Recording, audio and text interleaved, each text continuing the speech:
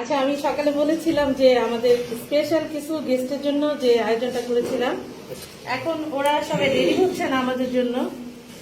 ওরা হচ্ছে আসলে লাইভটা করার একটাই কারণ, ওরা হচ্ছে একবারে এটি, তারপর আবার হচ্ছে দৃষ্টি প্রতিবন্ধী। হ্যাঁ, আমার বাসার পাশেই এই মাদ্রাসাটা।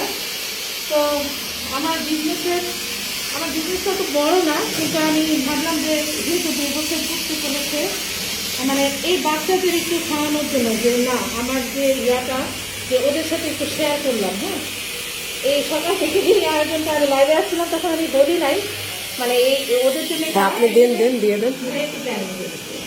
আরো আছে সবাই, কারণ এখন নামাজের টাইম, অনেকে গোসল করতেছে না। হ্যাঁ, সব মনে করেন না।